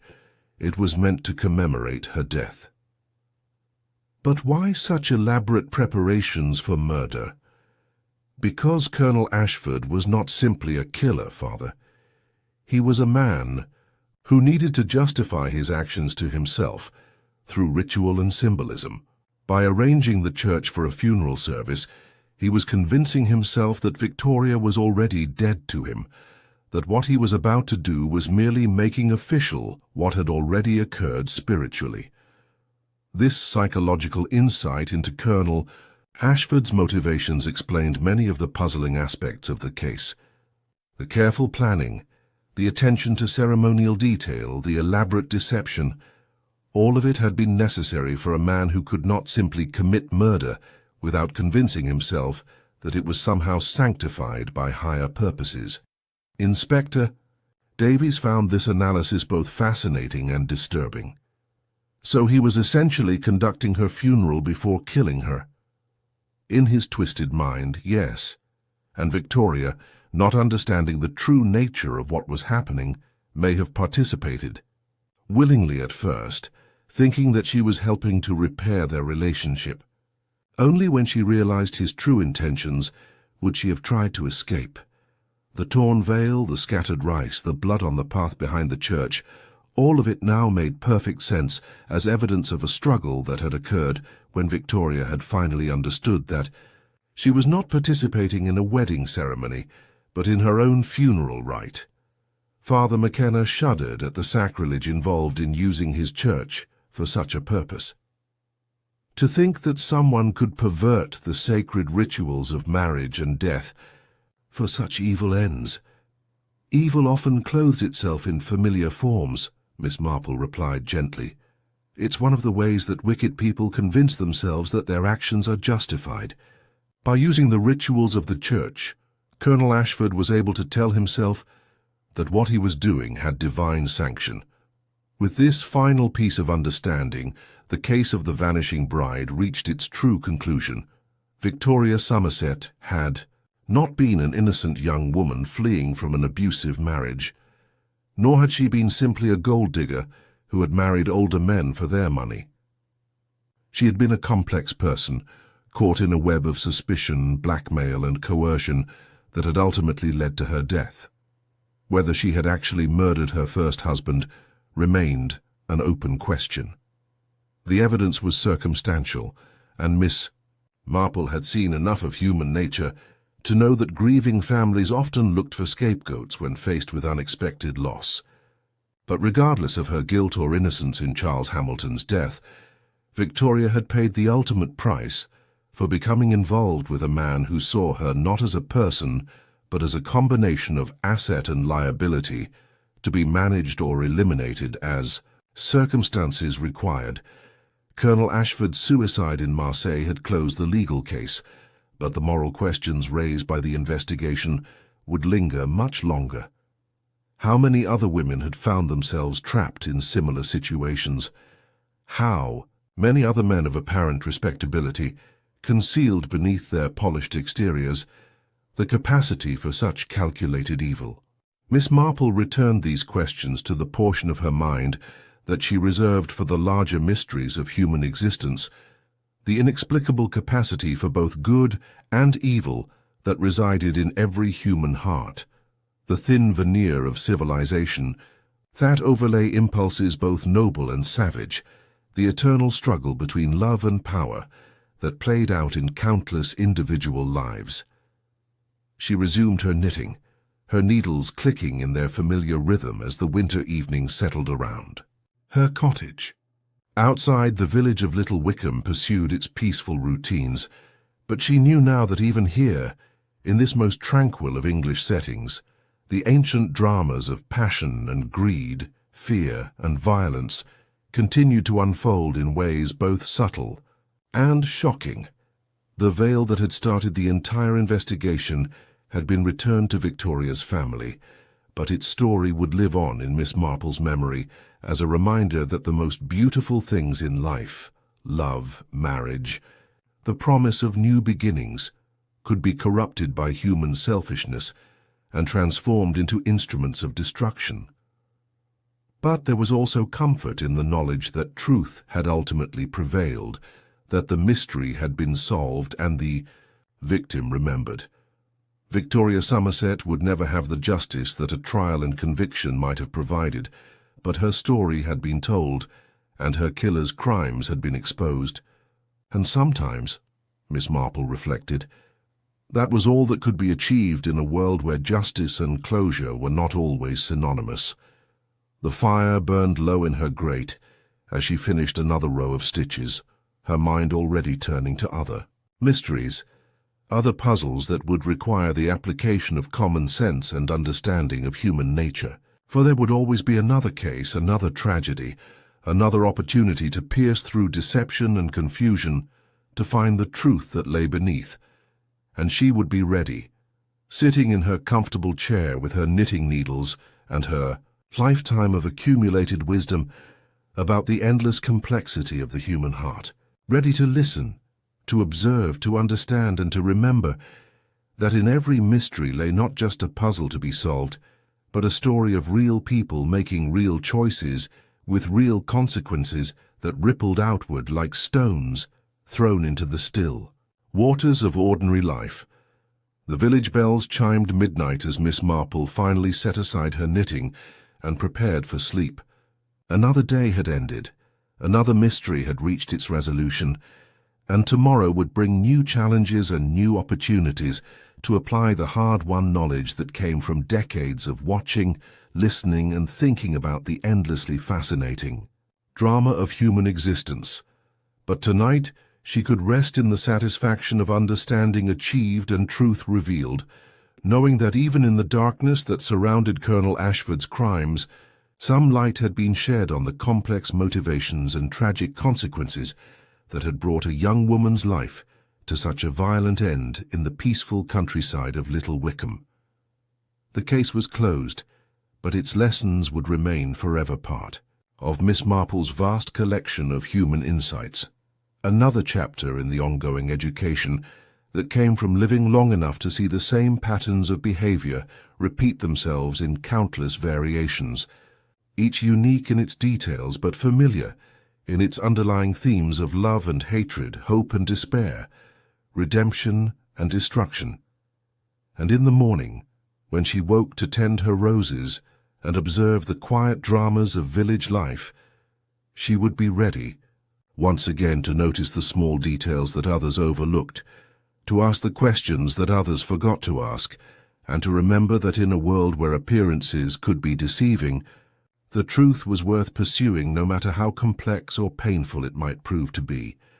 The weeks that followed the resolution of the Victoria Somerset case brought an unexpected development that would cast new light on the entire investigation. It began with a letter delivered by the Morning Post to Miss Marple's cottage, bearing the return address of a solicitor's firm in Glasgow.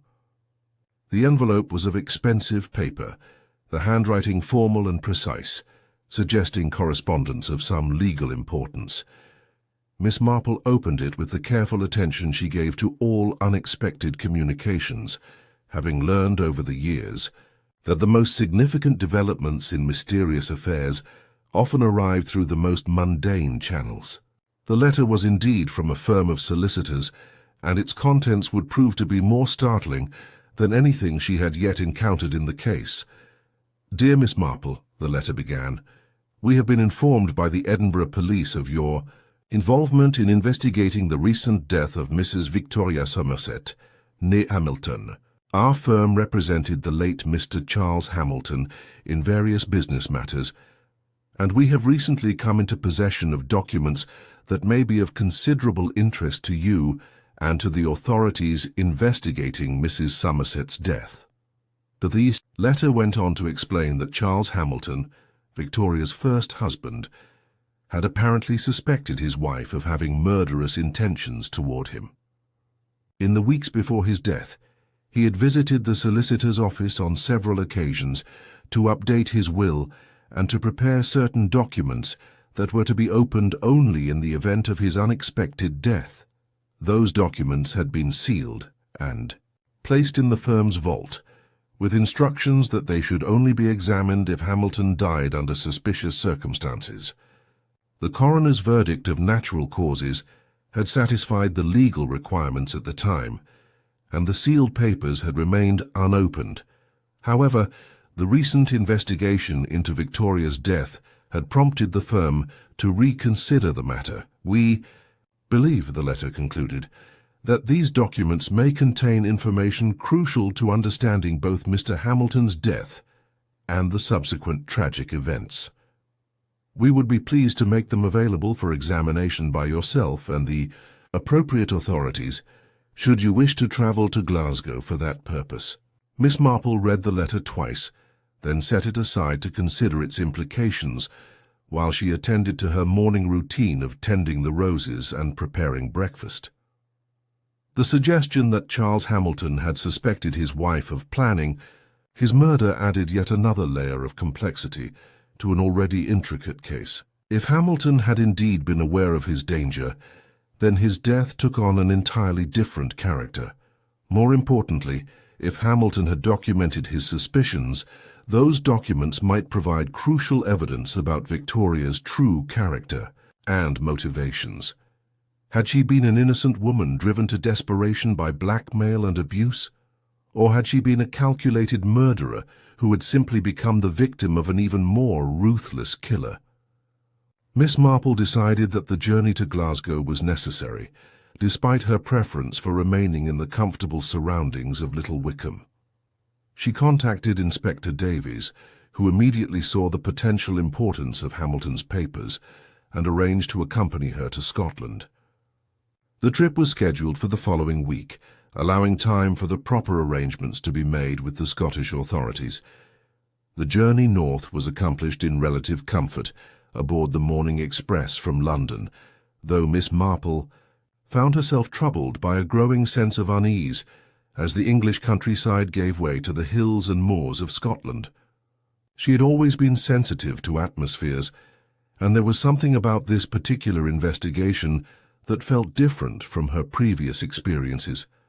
Perhaps it was the moral ambiguity of the case, or the way each revelation seemed to complicate rather than clarify the truth. Glasgow presented itself as a city of contrasts: industrial prosperity alongside pockets of poverty, grand Victorian architecture competing with utilitarian factory buildings. The solicitor's office was located in a respectable district near the city centre, housed in a Georgian building that spoke of established legal practice and conservative business methods. Mr. Andrew Sinclair, the senior partner who had handled Charles Hamilton's affairs, was a man of perhaps 60 years with the sort of precise manner that inspired confidence in clients seeking legal advice. He received Miss Marple and Inspector Davies in his private office, where the sealed documents from Hamilton's estate were displayed on his massive oak desk like exhibits in a courtroom. Mr. Hamilton was a methodical man, Sinclair began, his Scottish accent lending gravity to his words. When he first came to me with concerns about his wife, I must confess I thought him perhaps overly suspicious, but as the weeks passed and he continued to bring me evidence of what he believed was a plot against his life, I began to take his fears more seriously. He opened the first of the sealed packets, revealing a series of handwritten notes in Hamilton's careful script. The earliest entries were dated just 2 months after his marriage to Victoria, and they recorded a growing pattern of unusual behavior on her part. "She has been asking detailed questions about my business affairs," one entry read, "particularly about the provisions of my will and the extent of my liquid assets. When I mentioned that I was considering changing my will to establish a trust, she became quite agitated and spent considerable effort trying to dissuade me from such a course." Later entries documented more disturbing observations.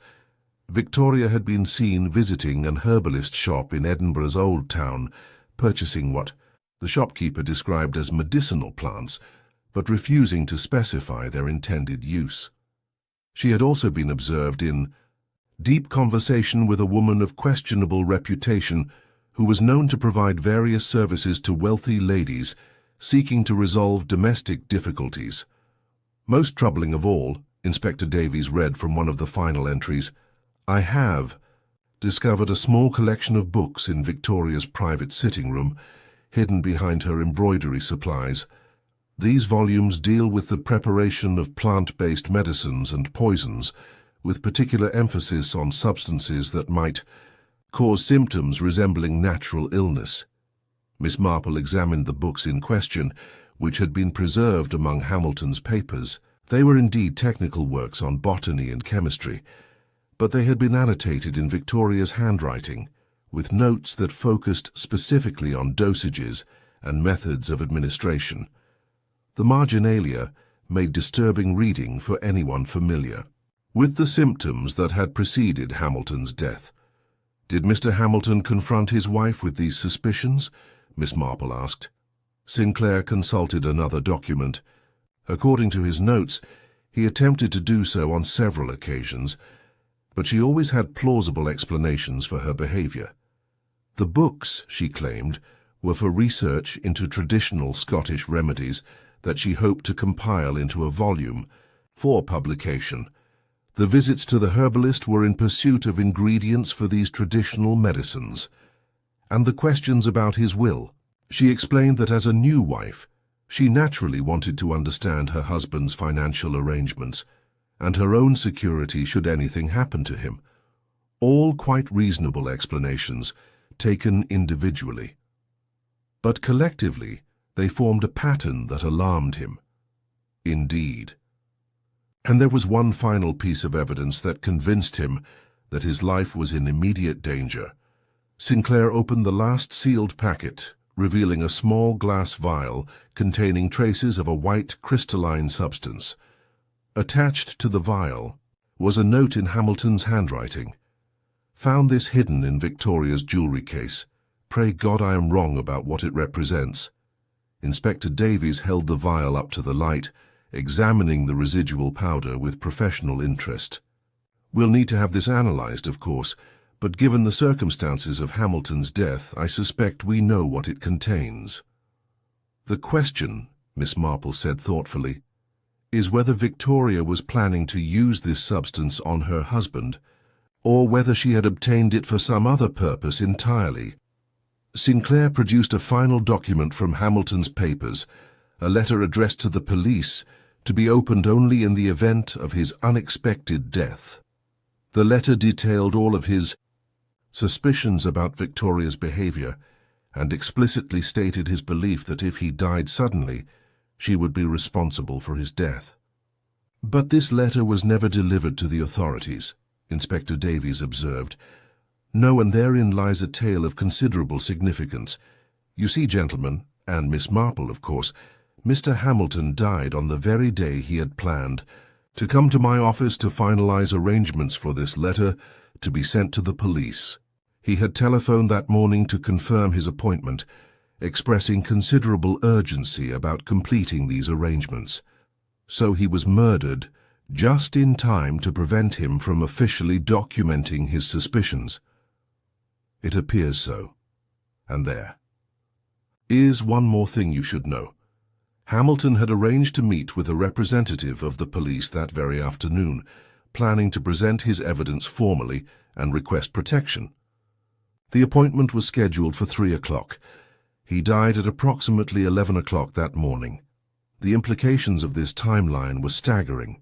If Victoria had indeed poisoned her husband, she had done so with precise timing that prevented him from exposing her to the authorities. This suggested not only calculated murder, but also knowledge of his plans and movements that indicated careful surveillance of his activities. Miss Marple studied the documents with growing unease. The evidence against Victoria Somerset was far more substantial than anyone had realized. She had not been an innocent woman driven to desperation by blackmail. She had been a deliberate murderer who had killed her first husband for his money and had later become the victim of an even more ruthless predator. "Mr. Sinclair," she said finally, "was there any indication that Mr. Hamilton suspected his wife of having accomplices in her plans?"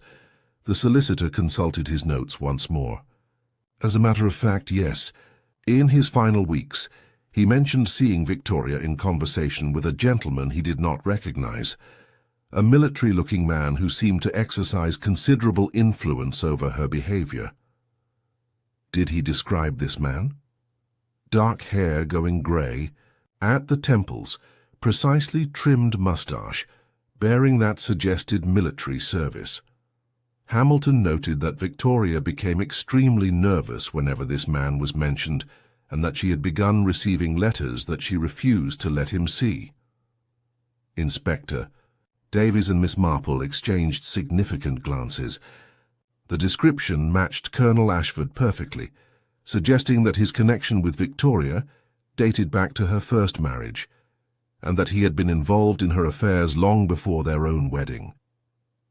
"It appears," Miss Marple said quietly, "that we have been looking at this case from entirely the wrong perspective.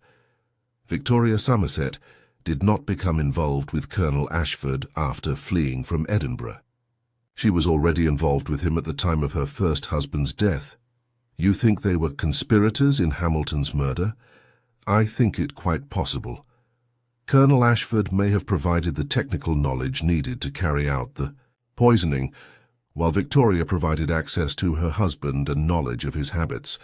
They would have planned to share Hamilton's inheritance, but something went wrong with their partnership. The picture that was emerging was far more complex than anything they had previously imagined. Victoria and Colonel Ashford had not been star-crossed lovers brought together by chance. They had been criminal partners who had successfully murdered one wealthy man and had then fallen out over the proceeds of their crime. Sinclair provided them with copies of all Hamilton's documents and arranged for the mysterious vial to be sent to a laboratory for analysis. The results, when they came back 3 days later, confirmed their suspicions. The powder was indeed digitalis, in a highly concentrated form, more than sufficient to cause the symptoms that had preceded Hamilton's death. Armed with this new evidence, Inspector Davies reopened the investigation into both Charles Hamilton's death and Victoria Somerset's murder. The Scottish authorities were notified, and arrangements were made to coordinate the investigation between the two jurisdictions. But even as the official machinery of justice began to turn, Miss Marple found herself troubled by aspects of the case that did not quite fit the neat narrative of criminal conspiracy. If Victoria and Colonel Ashford had been partners in murder, why had their relationship subsequently deteriorated to the point where he felt compelled to kill her? What had changed between them that had transformed partnership into deadly enmity? The answer to these questions came from an unexpected source, a letter that arrived at Miss Marple's cottage just as she was preparing to return to Scotland for further investigation. This letter was from a firm of private investigators in London, and it carried news that would once again transform their understanding of the case.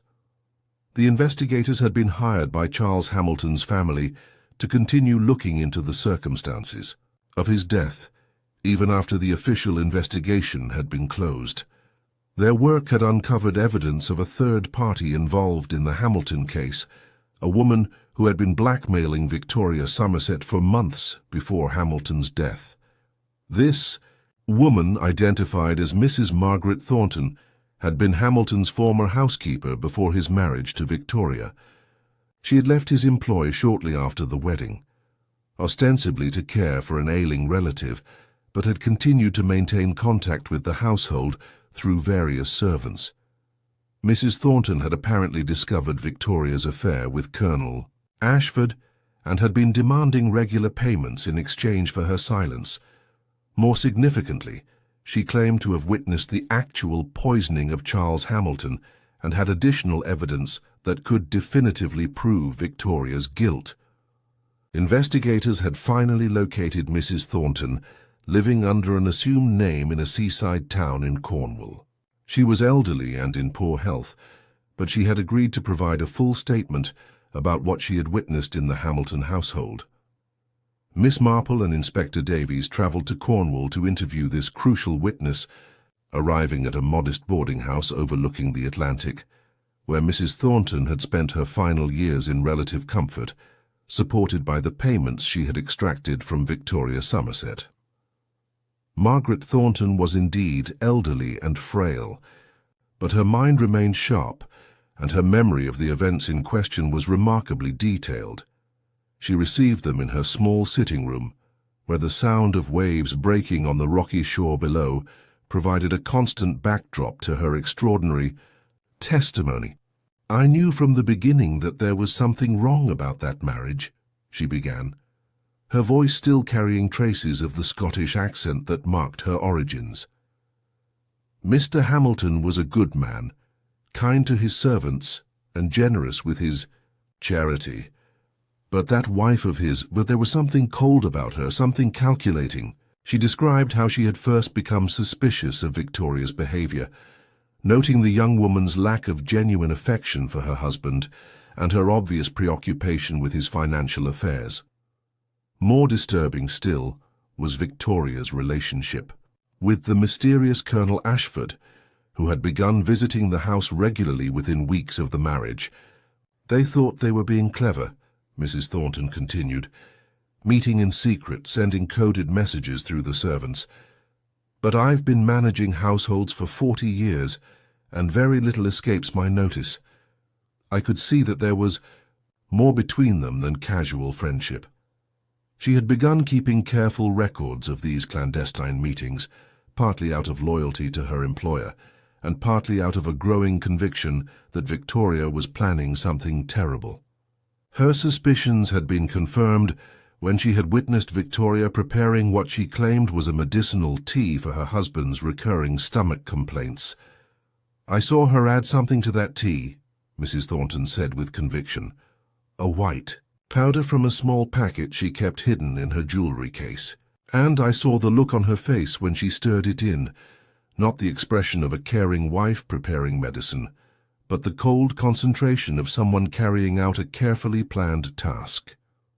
"Did you attempt to warn Mr. Hamilton?" "I tried, but he was so besotted with his young wife that he couldn't bring himself to believe ill of her. When I suggested that his stomach troubles might be connected to the teas she was preparing, he became quite angry and accused me of jealousy."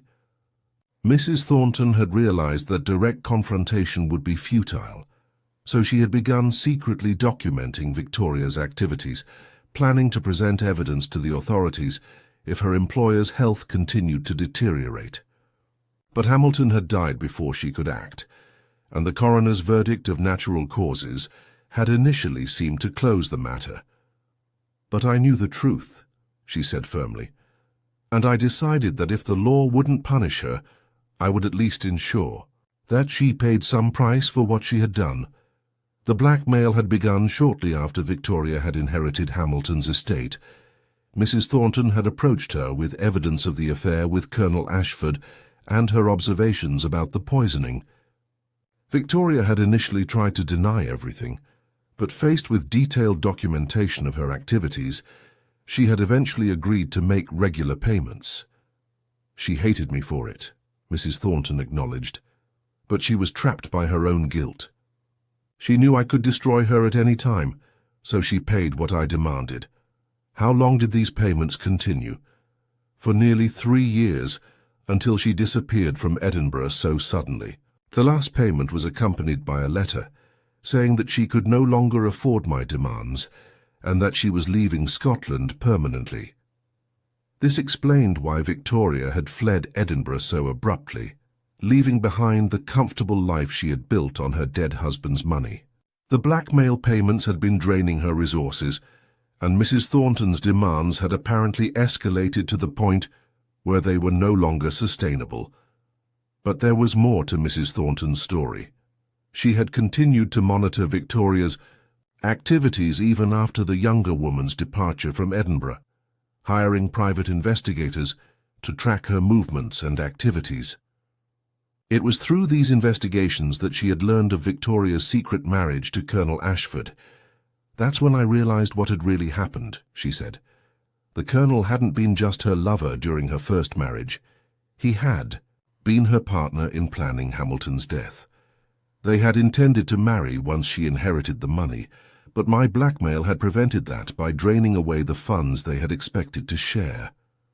Miss Marple found this analysis compelling.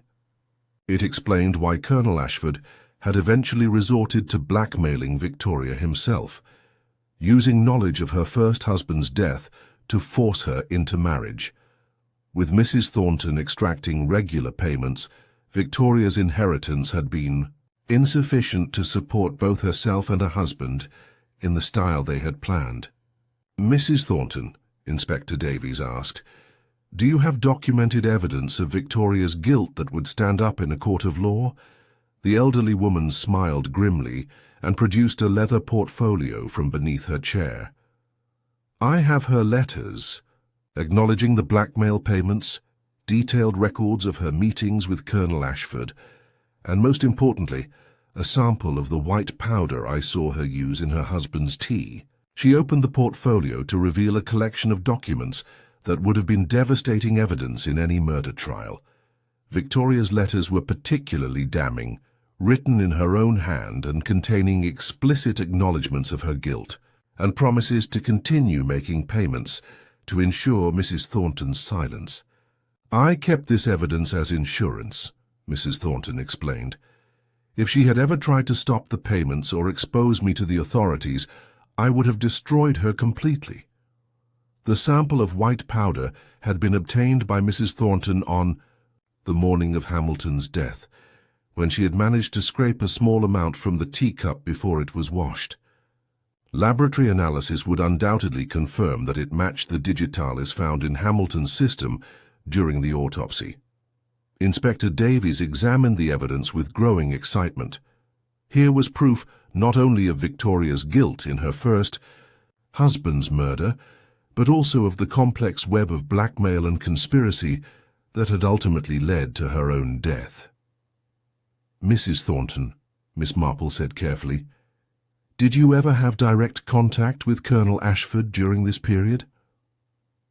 On one occasion, yes. About 6 months before Victoria's death, he approached me with a proposition. He said he knew about the blackmail payments and offered to double what Victoria was paying if I would provide him with copies of all my evidence against her. And did you agree? I did not. I told him that my arrangement was with Victoria and that I had no interest in dealing with him. But I could see that he was desperate to get control of that evidence, probably to use it against her more effectively than I had been doing. This revelation added another layer to the conspiracy. Colonel Ashford had not only been blackmailing Victoria about her past, he had been trying to obtain additional evidence that would give him even greater power over her. When Mrs. Thornton had refused to cooperate, he had apparently decided that the only solution was to eliminate Victoria entirely. The case was now complete in all its terrible complexity. Victoria Somerset had indeed murdered her first husband, with Colonel Ashford as her accomplice and lover. But their criminal partnership had been undermined by Mrs. Thornton's blackmail, which had drained away the funds they had expected to share. Colonel Ashford had then used his knowledge of Victoria's guilt to force her into marriage, but had eventually concluded that she was more valuable to him dead than alive. The elaborate wedding ceremony at St. Bartholomew's had been his twisted attempt to give ritualistic meaning to what was essentially an execution. By arranging the church for a funeral service rather than a wedding, he had been acknowledging that Victoria was already dead to him and that the ceremony was merely a formality before he carried out her physical destruction. Miss Marple and Inspector Davies returned to Little Wickham with Mrs. Thornton's evidence, knowing that they now possessed the complete truth about one of the most complex criminal conspiracies they had ever encountered. The case would never come to trial, since both principal actors were dead, but justice of a sort had been achieved through the exposure of their crimes. The investigation was officially closed with Victoria Somerset and Colonel Robert Ashford both listed as perpetrators of the murder of Charles Hamilton, and Colonel Ashford additionally charged with the murder of Victoria Somerset. Mrs. Thornton's evidence was placed in the official files, ensuring that the truth would be preserved for posterity even if no courtroom would ever hear the full story. But for Miss Marple, the resolution of the case brought little satisfaction. She had uncovered the truth, but it was a truth so sordid and complicated that it seemed to diminish everyone it touched. Victoria Somerset had been both victim and perpetrator, trapped by her own crimes into a life of fear and deception that had ultimately destroyed her. Colonel Ashford had been a calculating murderer who had used love and marriage as weapons in his criminal schemes. Even Mrs. Thornton, despite her role in exposing the truth, had been motivated not by justice, but by greed. Her blackmail had been a crime in itself, and her evidence had been gathered not to protect future victims, but to ensure her own financial security. As she sat in her cottage on the evening after the case was officially closed, Miss Marple reflected on the moral complexities that had emerged from what had begun as a simple mystery about a missing bride. Every person involved had made choices that had led inexorably toward tragedy, and those choices had created a web of consequence that had ultimately ensnared them all. The veil that had started the investigation lay now in an evidence box in the county police headquarters, no longer a symbol of hope and new beginnings, but a piece of material evidence in a sordid tale of multiple murders. Its lace had been analyzed for fibers, its pearls had been photographed from every angle, and its symbolic meaning had been lost entirely in the clinical language of forensic science. Yet Miss Marple found some comfort in the knowledge that truth had prevailed, however unpalatable that truth might be. Charles Hamilton's family would finally know what had happened to their beloved brother and uncle. The mystery of Victoria Somerset's disappearance had been solved, and her killer's identity established beyond doubt. Most importantly, the investigation had revealed patterns of behavior that might help prevent future tragedies. The careful documentation of Colonel Ashford's methods and motivations would be studied by police investigators, and the warning signs of his particular type of predatory behavior would be more easily recognized in future cases. Miss Marple rose from her chair and walked to the window, gazing out at the peaceful village of Little Wickham as it settled into the quiet rhythms of another evening. Lights were beginning to appear in cottage windows, and the familiar sense of coal smoke and cooking food drifted on the evening air. It was a scene of perfect tranquility, the sort of English village landscape that had changed little over centuries. But Miss Marple knew now, as she had always suspected, that beneath the surface of even the most peaceful communities lay the same human passions and failings that had driven Victoria Somerset and Colonel Ashford to their ultimate destruction. The difference was not in the nature of human beings, which remained constant across time and place, but in the opportunities and circumstances that allowed those darker impulses to flourish. Victoria and Colonel Ashford had possessed the wealth, education, and social position that had enabled them to carry out their elaborate schemes. In a simpler world, their crimes might have been limited by their circumstances, but they had also possessed the fundamental moral failing that allowed them to view other people as objects to be manipulated, rather than as fellow human beings deserving of respect and compassion. And that failing, Miss Marple knew, was not limited to any particular class or era. She returned to her knitting as the evening deepened around her cottage, her needles clicking in the familiar rhythm that had accompanied her thoughts through so many investigations and revelations. The wool was soft beneath her fingers.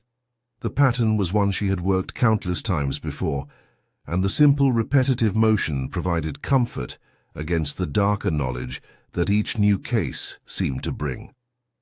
Tomorrow would bring new challenges, new mysteries and new opportunities to apply the hard-won wisdom that came from understanding human nature in all its complexity. But tonight, she could rest in the satisfaction of another truth uncovered, another mystery solved, and another small victory for justice, in a world where such victories were neither easy nor common. The fire burned low in her grate as she worked, casting dancing shadows on the walls and creating the sort of cozy domestic atmosphere that had sustained her through decades of confronting the darker aspects of human behavior.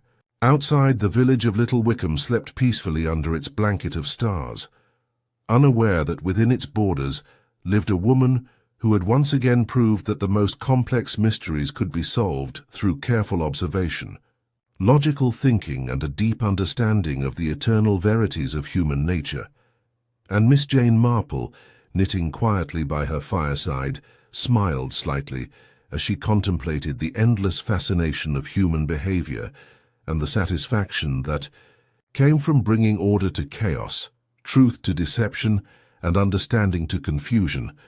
For in a world where evil often seemed to triumph over good, these small victories of comprehension and justice were precious indeed, and worth all the effort required to achieve them.